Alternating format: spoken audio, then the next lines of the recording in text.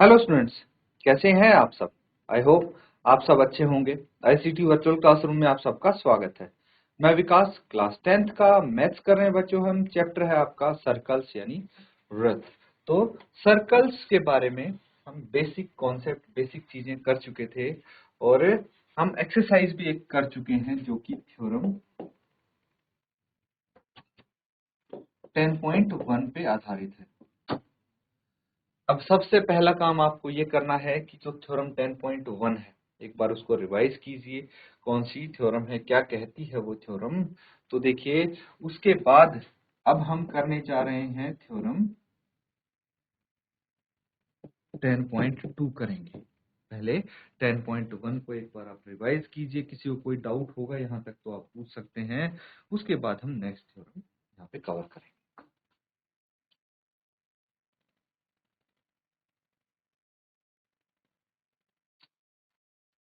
तो बच्चों, अब हम थ्योरम 10.2 करेंगे। क्या होती है सब नोट डाउन कीजिए। ये theorem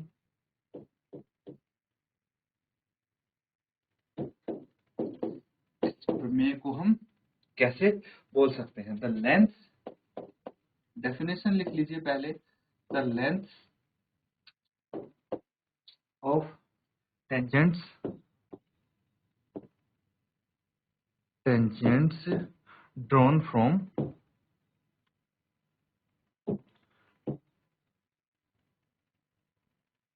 drawn from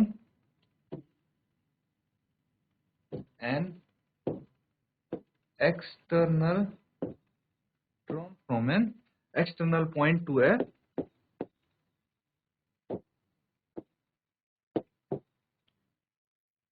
circle are equal।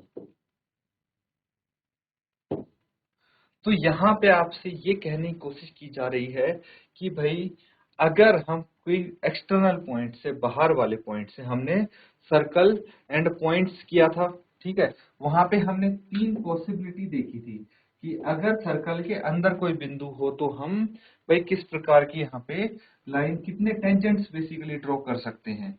और कोई पॉइंट सर्कल पे हो तो कितने टेंजेंट्स ड्रॉ किए जा सकते हैं, और सर्कल के बाहर है तो इस पॉइंट से कितने टेंजेंट्स ड्रॉ किए जा सकते हैं। ये चीज हमने पढ़ी थी, तीन केसेस। तो अगर सर्कल के बाहर है तो दो टेंजेंट्स हम ड्रॉ कर सकते हैं, ठीक है। तो ये चीज तो आपको यहाँ तक तो पता होनी चाहिए, ये एक्सपेक्ट कर रहा हूं मैं। तो उसके बाद अगर दो टेंजेंट्स ड्रॉ की जा रही हैं तो यहाँ पे बोला गया है उन दोनों टेंजेंट्स की बाहर किसी पॉइंट से अगर टेंजेंट्स हम ड्रॉ करते हैं तो उनकी लंबाई बराबर होगी, उनकी लेंथ इक्वल होगी। ये चीज आपको यहाँ पे बताई जा रही है। ये चीज समझिए बच्चों। अब देखिए, ये कोई एक्सटर्नल यहाँ पे पॉइंट है, ठीक है। ये सर्कल है विद सेंटर ओ, और इससे हम दो टेंजेंट्स यहाँ पे ड्रॉ करेंगे।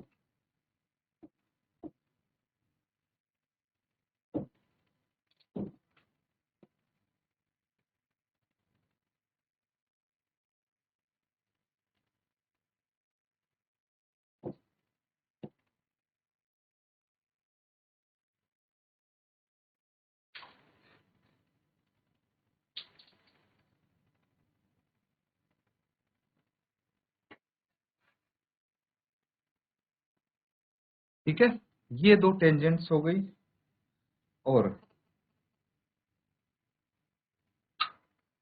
ये इनके रेडियस हो गए। ये सर्कल के रेडियस हो गए, और यहां से मैं एक लाइन ड्रॉ कर देता हूं सेंटर तक, ठीक है।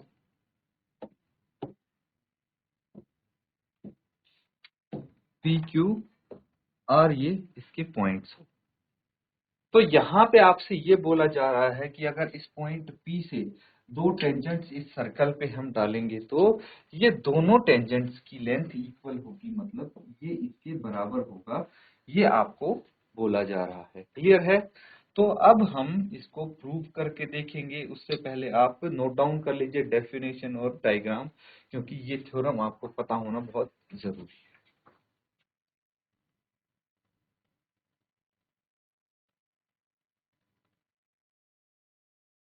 तो बच्चों यहाँ पे ये चीज समझ गए।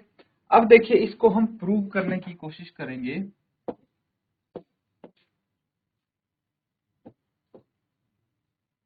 प्रूव क्या करना है हमें कि ये जो दो टेंजेंट्स हैं P Q equal to P R होना चाहिए। ठीक है, हम यहाँ पे क्या कर देंगे, construction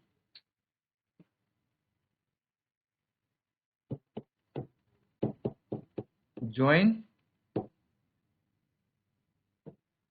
OP O Q and O R, इनको हम ज्वाइन कर देंगे। जो डॉटेड लाइंस दिख रही हैं इनसे हमने ज्वाइन कर दिया। अब प्रूफ देखिए, प्रूफ देखिए। सबसे पहले तो हम यहाँ पे हमारे पास दो ट्रायंगल्स हैं, इन triangle O P Q and triangle O P R. दो ट्रायंगल हैं OPQ एंड OPR। अगर हम इन दोनों ट्रायंगल्स को कॉन्ग्रुएंट प्रूव कर दें, अगर इन दोनों ट्रायंगल्स को कॉन्ग्रुएंट प्रूव कर दें, तो हमारे जो बाकी के इसके पार्ट्स हैं जो हमें चाहिए, ये साइड जो PQ है और PR है, ये क्या हो जाएगी, इक्वल हो जाएंगी, क्योंकि CPCT से corresponding part of congruent triangles की हेल्प से। तो यहाँ पे हम इन दोनों ट्रायंगल को कॉन्ग्रुएंट प्रूव कर सकते हैं।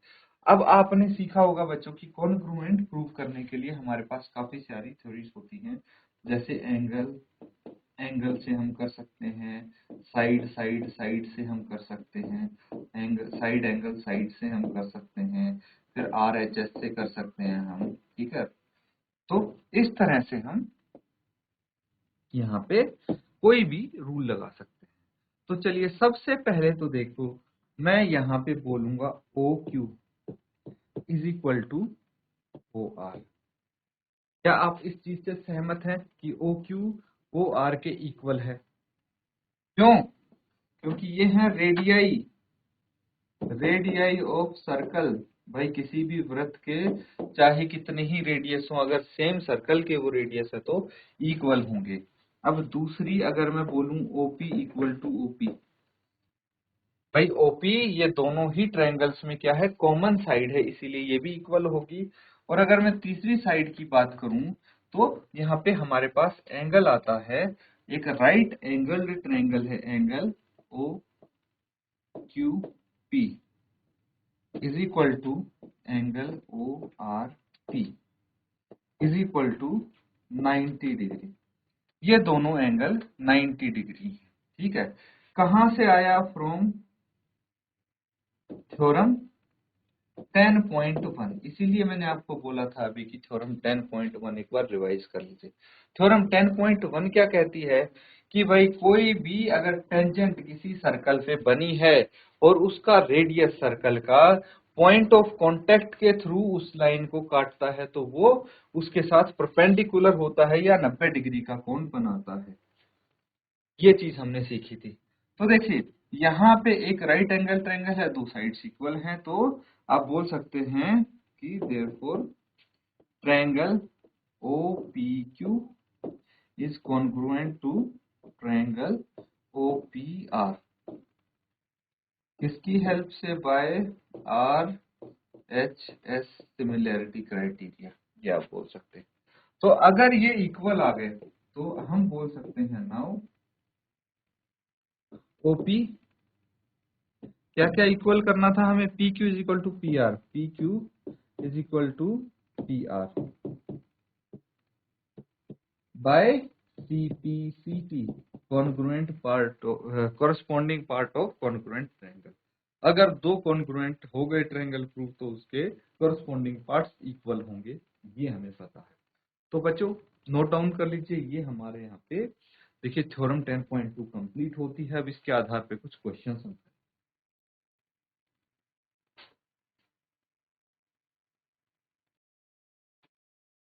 तो बच्चों ये सबने कर लिया है नोट डाउन।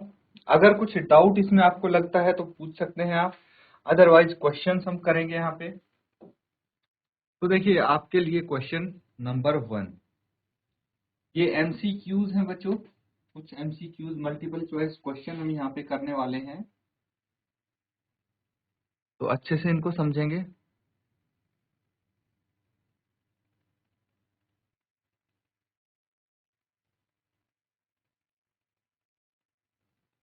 तो यहाँ पे क्या बोला गया है क्वेश्चन में, from a point Q the length of the tangent to a circle is 24 centimeter and the distance of Q from the center is 25, the radius of circle is, circle का radius क्या होगा ये आपको बताना है। यानी एक बिंदु Q से वृत्त पर स्पर्श रेखा की लंबाई 24 सेंटीमीटर तथा Q की केंद्र से दूरी 25 सेंटीमीटर है, तो वृत्त की त्रिज्या क्या होगी ये आपको बताना है। एक बार इसका डायग्राम बनाएंगे तो थोड़ा बेटर आपको समझ में आएगा।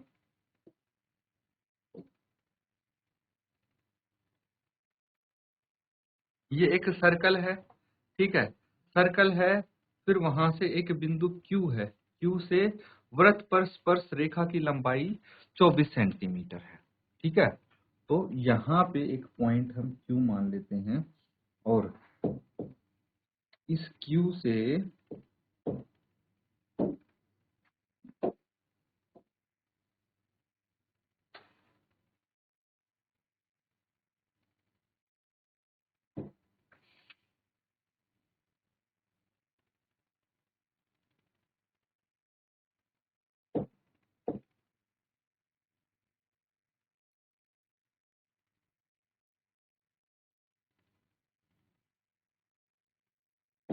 हमने एक पॉइंट लिया है Q,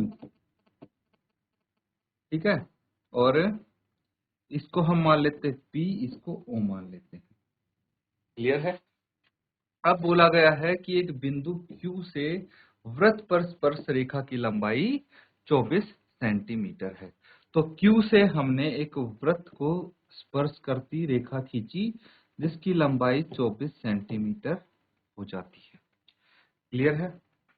और यहां से पॉइंट Q से ही, ठीक है, क्या बोला कि Q से केंद्र से तथा Q की केंद्र से दूरी 25 सेंटीमीटर है। तो O केंद्र हो गया और इसकी जो Q से दूरी है वो 25 सेंटीमीटर। तो आपको वृत्त की त्रिज्या बतानी है, वृत्त की त्रिज्या कौन सी होगी, अब ये सवाल है यहाँ पे। तो वृत्त की त्रिज्या मैं बना दूं आपके लिए, तो ये होगी वृत्त की त्रिज्या, ठीक है। तो ये जो ट्रायंगल बना है, ट्रायंगल PQO, ठीक है, POQ कुछ भी नाम दे सकते हैं। इस ट्रायंगल की आपको दो साइड्स पता है, तीसरी साइड्स आपको फाइंड आउट करनी है। तो नोट डाउन कीजिए और जल्दी से सॉल्व कीजिए।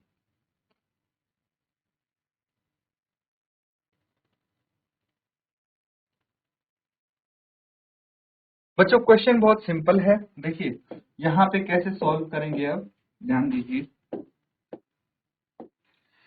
तो सबसे पहले जो हमारे पास ट्रायंगल है, इन ट्रायंगल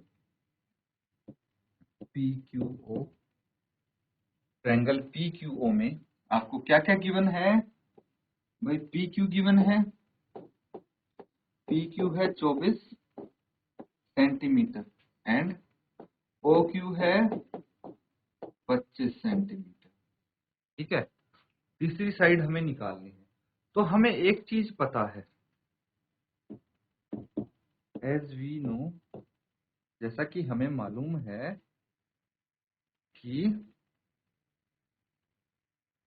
क्या होता है, कोई टेंजेंट किसी सर्कल पे वही होती है और पॉइंट ऑफ कांटेक्ट पे अगर उससे कोई रेडियस मिलता है तो वो परपेंडिकुलर होता है, ठीक है। तो आप लिखेंगे as we know radius of circle is perpendicular to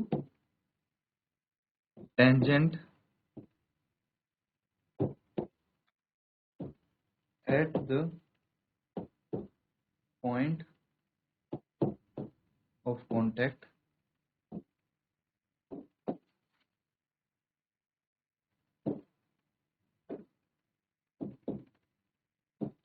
QP perpendicular to OP, ठीक है। ये होगी थ्योरम 10.1, ठीक है। तो यहां से हम बोल सकते हैं now triangle PQO is right angled at P। ठीक है, ये ट्रायंगल राइट एंगल हो गया। तो यहाँ पे हम यूज कर सकते हैं पाइथागोरस थ्योरम। ठीक है, पहले इसको नोट डाउन कर लीजिए।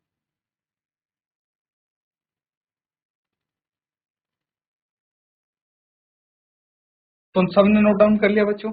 अब देखिए आगे हम इसको करते हैं यूजिंग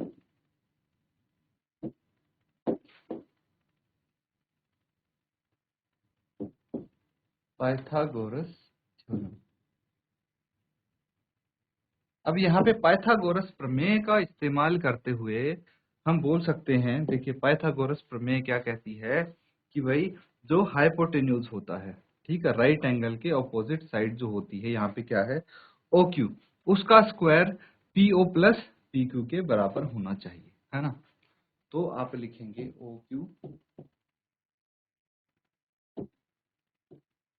क्यू का square is equal to O P square plus P Q का स्क्वायर। ठीक है, यही चीज लिखेंगे P Q square plus O P square, इसके बराबर होगा ओ क्यू स्क्वायर के बराबर। तो ये हमने लिख दिया है। अब इनकी वैल्यूज देखिए, ओ क्यू की वैल्यू कितनी है 25 का square is equal to OP की वैल्यू कितनी है निकालनी है हमें, और पी क्यू की वैल्यू कितनी है देखिए, यहाँ पे पी क्यू 24 है और ओ क्यू 25 है, बाकी ओपी निकालना है। तो ये 24 हो गया, है ना। तो इसको 24 आप लिख देंगे, 24 का स्क्वायर। बस इसको सॉल्व कर लीजिए, आपका आंसर आ जाएगा 25 का square 625 is equal to OP square plus 24 का स्क्वायर 576। अब देखिए बच्चों डायरेक्टली आपको पता होना चाहिए, है ना, स्क्वायर क्या होते हैं। एटलीस्ट 25 से 30 तक के स्क्वायर तो आपको पता होने चाहिए, डायरेक्टली याद होने चाहिए ये क्या क्या होते हैं इनके वर्ग स्क्वायर।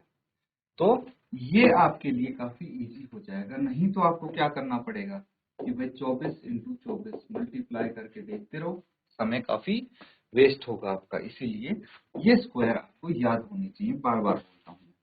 चलिए अब क्या करना है, अब इसको लेफ्ट हैंड साइड ले आइए, 625 माइनस 576 ओपी स्क्वायर। तो 625 में से अगर 576 माइनस हो गए 576 तो कितना बच गया, ये बच गया 9 और ये बच गया 4। ठीक है, तो 49 बच गया, यहाँ पे 49 ओपी स्क्वायर। तो हम ओपी किसके बराबर लिख सकते हैं, दोनों तरफ अंडर रूट कर देंगे तो ओपी इज इक्वल टू 7 आ जाएगा, है ना, ओपी इज इक्वल टू 7। तो अब देखिए चलते हैं हम ऑप्शंस पे।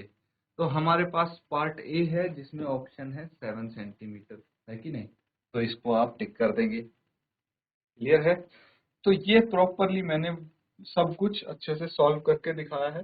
डायरेक्टली अगर आपको एमसीक्यू मार्क करना हो तो आपको इतना सब लिखने की जरूरत नहीं पड़ेगी, सीधा पाइथागोरस थ्योरम लगाएं और सीधा आप क्या कर सकते हैं, 25 का स्क्वायर माइनस 24 का स्क्वायर इज इक्वल टू ये आ जाएगा, है कि नहीं। तो इसको देख लीजिए, नोट डाउन कर लीजिए, कहीं कोई डाउट लगता है पूछ सकते हैं।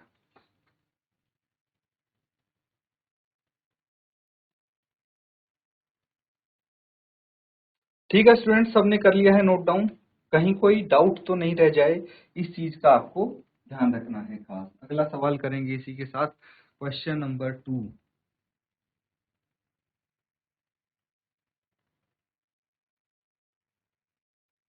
तो इसको आप नोट डाउन कीजिए, क्वेश्चन को क्या बोला गया है, और इसको फिर हम सॉल्व करेंगे। ठीक है, पहले इसको नोट डाउन कीजिए। तो बच्चों इसमें आपको क्वेश्चन में एक फिगर भी दी होगी, वो मैं आपके लिए बना देता हूं यहाँ पे ताकि कोई कंफ्यूजन ना रहे। तो ऐसी कुछ फिगर है यहाँ पे,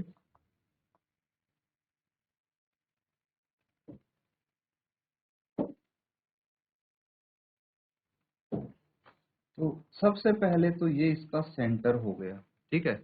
यहाँ पे एक पॉइंट है हमारे पास, तो इसी से टेंजेंट हम डाल सकते हैं,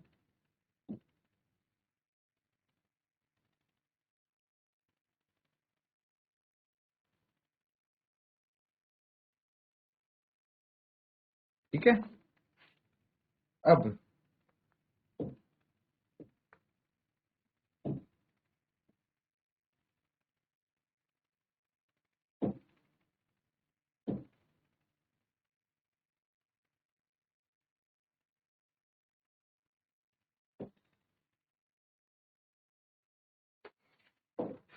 इसकी नेमिंग हम कर देते हैं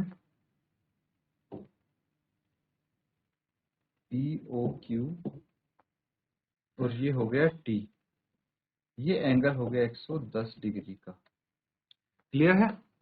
तो ये आपको डायग्राम दिया होगा, इसको हम बोल सकते हैं कौन सी, फिगर 10.11, ठीक है, 10.11, ये हो गया आपकी फिगर।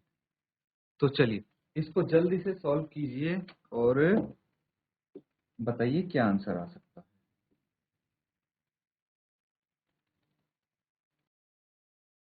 तो देखिए बच्चों, क्वेश्चन है यहाँ पे, in the given figure if TP and TQ are two tangents. तो ये TP और TQ दो टेंजेंट्स हैं आपको। अब यहाँ टेंजेंट्स देखते ही दो चीज पता लग जानी चाहिए कि TP और TQ एक तो इक्वल है, दूसरा भाई जो इनके एंगल फॉर्म हो रहे हैं, क्योंकि TP और TQ क्या है, परपेंडिकुलर है किसके, OP और OQ के, है ना। ये दो थ्योरम हमें पता है। तो यहाँ पे बोला गया है TP and TQ are tangents to a circle with centre O so that POQ is 110। तो POQ 110 डिग्री का बताया गया है, PTQ फाइंड आउट करना है आपको, ये एंगल बताना है क्या होगा। क्लियर है? यही बोला गया है। आकृति जो नीचे दी गई है, यदि TP केंद्र O वाले किसी वृत्त पर दो स्पर्श रेखाएं इस प्रकार हैं कि POQ 110 डिग्री है तो PTQ इसके बराबर होगा। तो यहाँ पे देखिए, यहाँ पे एक चीज समझते हैं, हमें पता है, ठीक है, हमें क्या पता है कि भाई अगर हम पूरी फिगर को देखें, ठीक है, इन क्वाड्रिलेटरल है ये, क्वाड्रिलेटरल, ये क्वाड्रिलेटरल हो गया, क्या क्या, कौन सा P T Q O, है ना, P T Q O, ये क्वाड्रिलेटरल हो गया। क्वाड्रिलेटरल क्या होता है, जिसकी चार भुजाएं होती हैं, ठीक है। तो इसके बाद हम क्या बोल सकते हैं कि इसमें एक एंगल आपको गिवन है, क्या, एंगल POQ कितना है, 110 डिग्री है। अगर इसके तीन एंगल और दो एंगल और पता लग जाएं तो हम चौथा एंगल निकाल सकते हैं। क्यों? क्योंकि एक क्वाड्रिलेटरल की चारों कोणों का सम होता है 360 डिग्री। तो यहाँ पे हमें पता है, because angle OPT is equal to angle OQT is equal to 90 degree. क्यों? थ्योरम 10.1, 10.1 से हमें पता लग गया ये दोनों एंगल 90 डिग्री के हैं। तो अब हमें पता है and sum of angles of quadrilateral is 360 degree, 360 degree होता है। तो अब हमें क्या निकालना है, हमें तो निकालना है बच्चों एंगल PTQ। PTQ कैसे निकालेंगे, 360 में से हम बाकी जितने भी एंगल्स पता है सबको माइनस कर देंगे। तो एक एंगल 110 है, फिर एक एंगल 90 है और एक एंगल 90 है, इन सबको ऐड करके घटा देंगे। इसमें से कितना आ जाएगा, 360 डिग्री में से हमें घटाना है 110 प्लस 90 प्लस 90, तो कितना हो जाएगा, 90 और 90 180 प्लस 110 कितना हो जाएगा, 290। 290, 360 में से ये माइनस आएगा है ना, माइनस करेंगे इसको हम, तो 360 में से अगर 290 गए तो 70 डिग्री बच गया, तो आपका आंसर बी हो जाएगा। क्लियर है, नोट डाउन कर लीजिए इसको, ये हमारा क्वेश्चन यहाँ पे कंप्लीट होता है। तो इस तरह से बच्चों जो थ्योरम्स हमने की हैं काफी यूजफुल होने वाली हैं, अच्छे से उनको रिवाइज करें और क्वेश्चन की प्रैक्टिस करते रहें। इसी के साथ आज का सेशन यहाँ पे हम एंड करेंगे। Thank you and have a nice day.